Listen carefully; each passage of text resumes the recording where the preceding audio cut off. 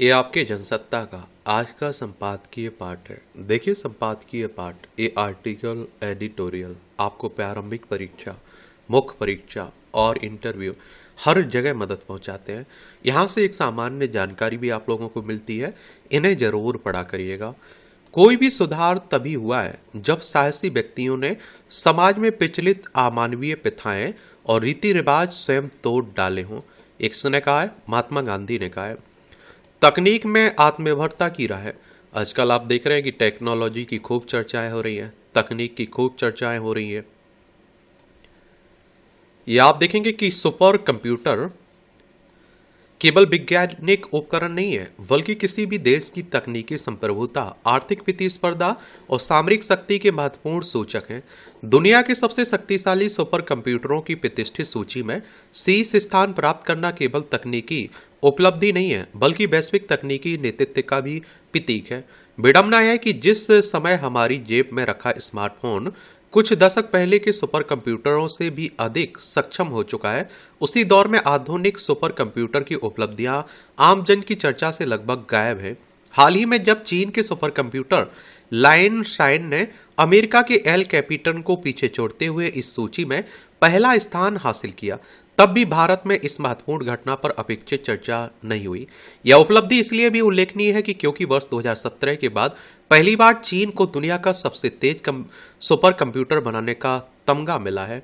ये चाइना हमारा पड़ोसी है ना। लद्दाख, हिमाचल प्रदेश, उत्तराखंड, सिक्किम, अरुणाचल प्रदेश, 5 राज्यों की सीमा हमारी लगती है इससे।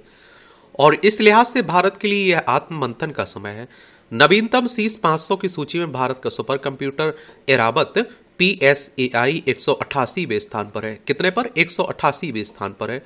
और ऐसे में सवाल केवल क्रम स्थान का नहीं है, बल्कि इस बात का है कि भविष्य की AI आधारित अर्थव्यवस्था और वैज्ञानिक प्रतिस्पर्धा में भारत अपनी क्षमता को किस गति से विकसित कर पाएगा। सुपर कंप्यूटर की चर्चा आगे बढ़ाने से पहले शीर्ष सूची पर नजर डालने से पता चलता है कि इसमें शुरुआती 10 में से 4 अमेरिका के तथा जर्मनी, जापान, स्विट्जरलैंड, फिनलैंड और इटली के एक सुपर कंप्यूटर शामिल हैं। और इनमें अब पहले नंबर पर चीन का लाइन शाइन है। और इन उपलब्धियों के बीच भारत की सुपर कंप्यूटिंग की तस्वीर थोड़ी निराश करती है। शीर्ष 500 की सूची में इरावत PSAI 188 नंबर पे और अर्क सुपर कंप्यूटर 196 नंबर पे, अरुणिका 251, पित्यूस 338 और अर्क AIML 469वें स्थान पर है। हालांकि अब उम्मीद वर्ष 2024 से जारी की गई नई श्रृंखला के सुपर कंप्यूटरों यानी परम रुद्र से जगी है, जो देश के अलग अलग विज्ञान केंद्रों में तैनात किए गए हैं। मगर यह सच है कि सुपर कंप्यूटिंग के करिश्मे की अब कोई ज्यादा चर्चा नहीं कर रहा है और ना ही कहीं इसकी ज्यादा फिक्र दिखाई दे रही है। विज्ञान जगत से बाहर सुपर कंप्यूटिंग की हलचलों पर कम ध्यान दिए जाने के संभवतः 2 कारण हो सकते हैं। एक तो यह है कि आज की दुनिया में इतने ज्यादा तकनीकी करिश्मे हो रहे हैं कि कोई बड़ा तहलका होने तक किसी बड़े बदलाव को भी सामान्य माना जाता है। दूसरा कारण है कि अब पूरी दुनिया में सेमीकंडक्टर और कृत्रिम बुद्धिमत्ता जैसे क्षेत्रों में तेजी से काम होने के दावे किए जा रहे हैं। ऐसे में आप देखते हैं कि सुपर कंप्यूटरों से संबंधित नए घटनाक्रम की अपेक्षित चर्चा नहीं हो रही है। मगर सुपर कंप्यूटरों की भूमिका को देखते हुए कहना होगा कि किसी भी तकनीकी उन्नति का आज भी यह अहम आधार है। और इसलिए चीनी सुपर कंप्यूटर की खबर यह जानने का अवसर पैदा करती है कि आखिर इस समय सुपर कंप्यूटिंग में भारत कहां पर है। हमारे देश में आप देखते हैं कि सुपर कंप्यूटर की कोई चर्चा अक्सर इस संदर्भ के साथ शुरू होती है कि एक जमाने में अमेरिका ने हमें मौसम की भविष्यवाणी करने के उद्देश्य से इस्तेमाल में लाने जाने वाले सुपर कंप्यूटर को देने से इनकार कर दिया था। 90 के दशक 1987 में भारत पर लगाई गई इस पाबंदी का नतीजा यह निकला कि सरकार के निर्देश पर centre for development of advance computing CDAC Pune के वैज्ञानिकों ने वर्ष 1991 में परम 8000 नामक पहला सुपर कंप्यूटर बना दिया। और उस समय भारत विश्व का तीसरा और एशिया का दूसरा ऐसा देश था जिसने सुपर कंप्यूटर बनाने में सफलता हासिल की थी। इसके बाद सुपर कंप्यूटिंग के क्षेत्र में भारत चरणबद्ध रूप से बढ़ा और जिसकी एक उपलब्धि परम रुद्र नामक 3 नए सुपर कंप्यूटरों का विकास है। और SID के 3 सुपर कंप्यूटरों में से पहला सुपर कंप्यूटर पुणे स्थित मीटर रेडियो टेलीस्कोप GMRC में लगाया गया। वहां यह सुपर कंप्यूटर खगोलीय संकेतों को समझने और विशेष रूप से फास्ट रेडियो बर्स्ट रेडियो संकेतों को पकड़ने के लिए आंकड़ों को तेजी से जुटाने में अपनी भूमिका निभाएगा। दूसरे परम रुद्र की स्थापना दिल्ली स्थित इंटर यूनिवर्सिटी एक्सलेटरेटर सेंटर में की गई। यहां इसकी भूमिका पदार्थ विज्ञान और परमाणु भौतिकी के क्षेत्र में अनुसंधान की गति में तेजी लाने में योगदान देना है। कोलकाता के एसएन बॉस सेंटर में लगाए गए तीसरे परम रुद्र सुपर कंप्यूटर की मदद से भौतिकी, अंतरिक्ष विज्ञान, पृथ्वी की संचालन संबंधी गतिविधियों के आंकड़ों का विश्लेषण किया जाएगा। इन तीनों में से दिल्ली स्थित आईसीयू में स्थापित सुपर कंप्यूटर की क्षमता सबसे ज्यादा है।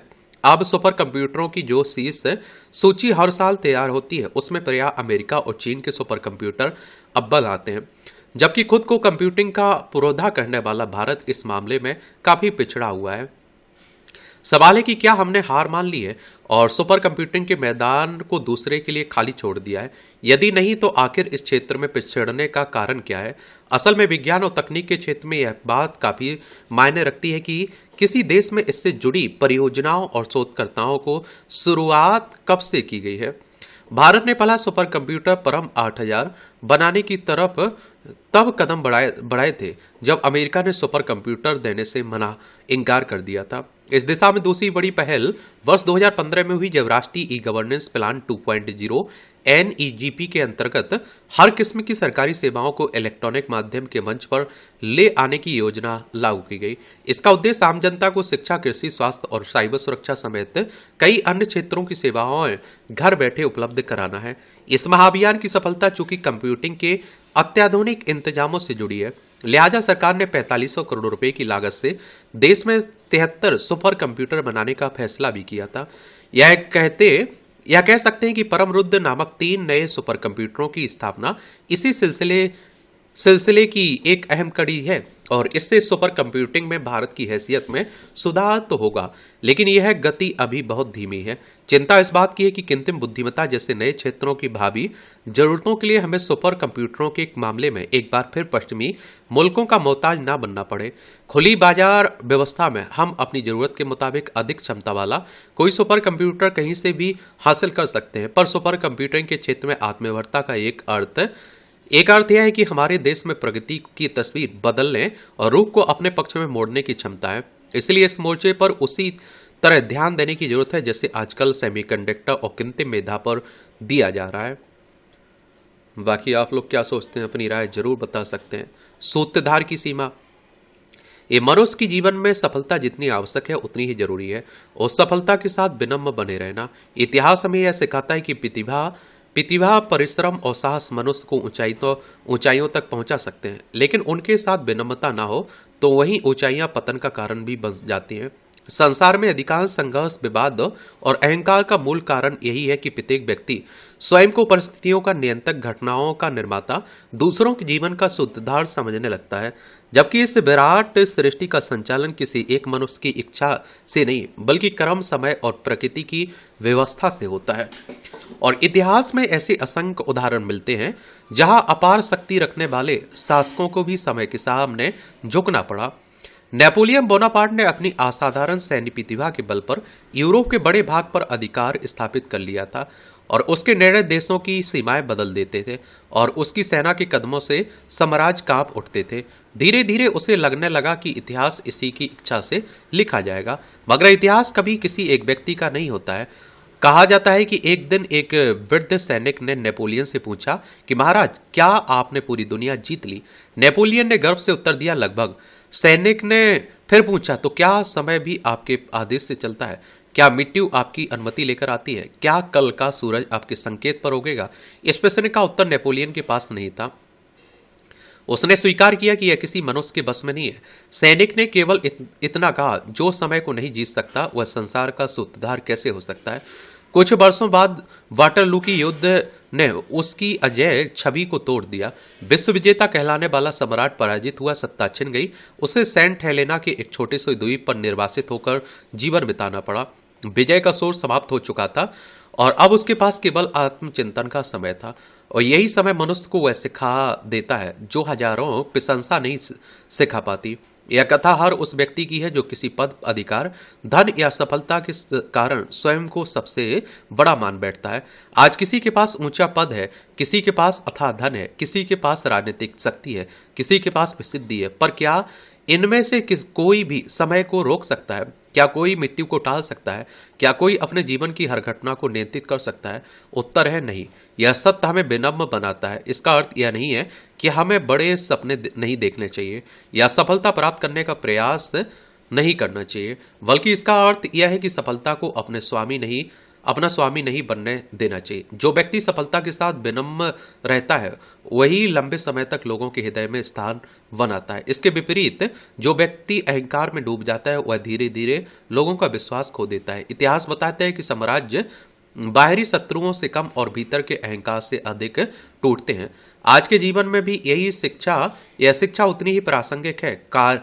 कार्यालय में पद मिलने पर, व्यवसाय में लाभ होने पर, समाज में प्रतिष्ठा प्राप्त होने पर या परिवार में अधिकार मिलने पर अगर हम स्वयं को दूसरों से श्रेष्ठ समझने लगते हैं तो हम उसी भूल की ओर बढ़ रहे होते हैं और जिसने इतिहास के अनेक महान लोगों को गिराया। नेतृत्व का अर्थ आदेश देना नहीं है बल्कि उत्तरदायित्व निभाना है। शक्ति का अर्थ दूसरों को झुकाना नहीं है बल्कि उन्हें साथ लेकर चलना है। सफलता का अर्थ केवल ऊंचाई तक पहुंचना नहीं है बल्कि वहां पहुंचकर भी इंसान बने रहना है। मनुष्य प्रयास कर सकता है पर अंतिम परिणाम अनेक परिस्थितियों और उस व्यापक व्यवस्था पर निर्भर करता है जिसे हम ईश्वर, समय, प्रकृति या नीति कहते हैं। इसलिए सफलता मिलने पर कृतज्ञ रहना और असफलता मिलने पर धैर्य रखना ही जीवन की सच्ची बुद्धिमानी है। और आप देखिए, सबसे बड़ी विजयी किसी दूसरे व्यक्ति, किसी राज्य या फिर किसी प्रतियोगिता पर नहीं होती है। सबसे कठिन और सबसे मूल्यवान विजय अपने भीतर छिपे अहंकार, लालच और क्रोध पर होती है। और जिसने स्वयं को जीत लिया उसे बाहरी विजय की आवश्यकता नहीं रहती है। ऐसा व्यक्ति पद मिलने पर भी विनम्र रहता है और पद छिन जाने पर भी शांत रहता है। उसकी पहचान उसके चरित्र से होती है, ना कि उसके सिंहासन से। हम सफलता का स्वागत करें पर उसे अपने सिर पर ना चढ़ने दें। अधिकार मिले तो उस सेवा का माध्यम बनाए, शक्ति मिले तो उसका उपयोग संरक्षण के लिए करें, क्योंकि समय का चक्र किसी के लिए नहीं रुकता। आज जो शिखर पर है वह कल इतिहास का एक अध्याय भर हो सकता है। सूत्रधार बनने की नहीं, श्रेष्ठ पात्र बनने की इच्छा रखनी चाहिए। अपनी भूमिका ईमानदारी, परिश्रम, करुणा और विनम्रता के साथ निभानी चाहिए। सिंहासन क्षणिक है, चरित्र शाश्वत है। सत्ता बदलती रहती है, समय चलता रहता है, लेकिन विनम्रता से जिया गया जीवन कभी पराजित नहीं होता है। इसलिए जीवन का उद्देश्य संसार की प्रत्येक डोर अपने हाथ में लेने का नहीं बल्कि अपने हिस्से की डोर को ईमानदारी, निष्ठा और विनम्रता से संभालने का होना चाहिए। इतिहास की सबसे बड़ी सीख यही है कि सत्ता, संपत्ति और प्रसिद्धि क्षणभंगुर है, किंतु विनम्रता, सद्कर्म और चरित्र अमर है। इसलिए दूसरों पर नहीं, स्वयं पर विजय प्राप्त करना चाहिए, क्योंकि संसार को जीतने वाले अनेक हुए पर स्वयं को जीतने वाले ही वास्तव में महान कहलाए। बड़ा दिलचस्प आर्टिकल है ये आप देखिए, छोटी छोटी टिप्पणियां हैं। इसकी पीडीएफ आपको एजुकेशन सर्कल प्लेटफॉर्म है ना, वहाँ टेलीग्राम पर डाल दी जाती है, तो वहाँ से जाकर आप लोग पढ़ सकते हैं। पारदर्शिता का पैमाना। करोड़ों लोगों की आस्था और विश्वास पर बने मंदिरों में वित्तीय अनियमितताओं की परत अब सिलसिलेवार खुलने लगी। अयोध्या स्थित राम मंदिर और बद्रीनाथ धाम के बाद जम्मू के माता वैष्णो देवी मंदिर में चांदी के चढ़ावे में बड़े पैमाने पर हेराफेरी के आरोप लगे हैं। इस मामले में पुलिस की जांच प्रणाली पर भी गंभीर सवाल उठ रहे हैं। यही वजह है कि अब स्थानीय अदालत ने पुलिस को शिकायत के संबंध में पूरा ब्यौरा पेश करने का निर्देश दिया।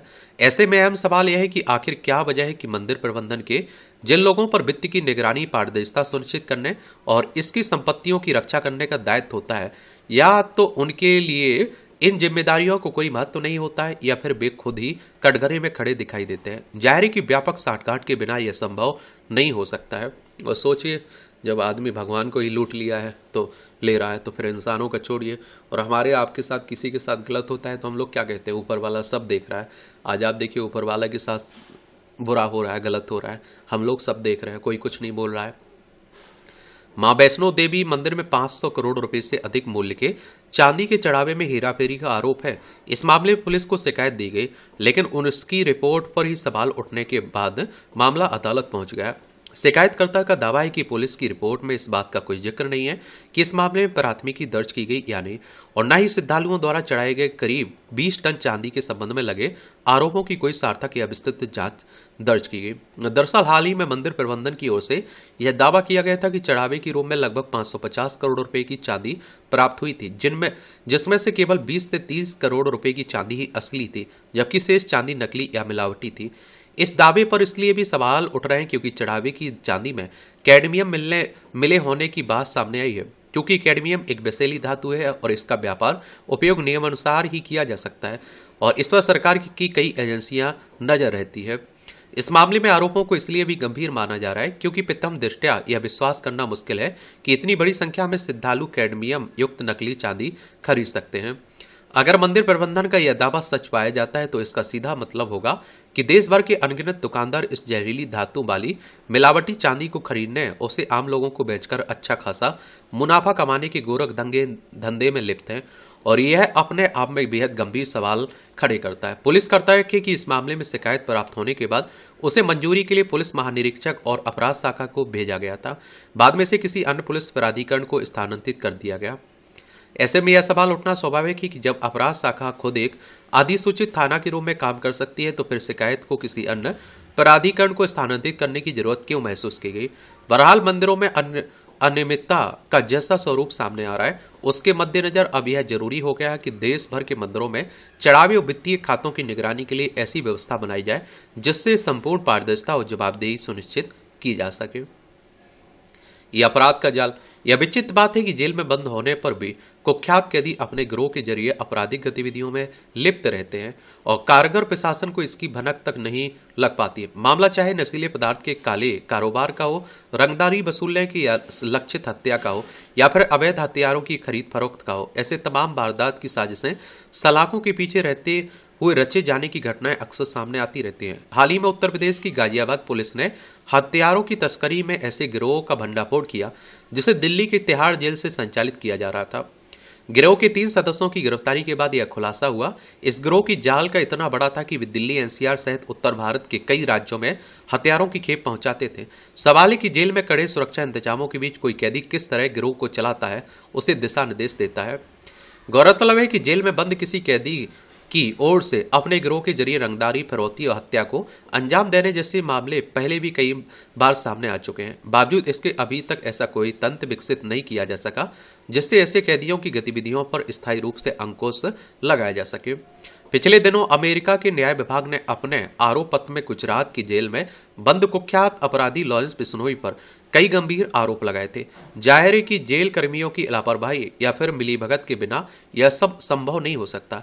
ऐसे में यह सवाल महत्वपूर्ण है कि क्या एक ऐसी व्यवस्था सुनिश्चित करने की जरूरत नहीं है और जिससे कैदियों को किसी भी देश में किसी भी दशा में संचार की सुविधा हासिल न हो।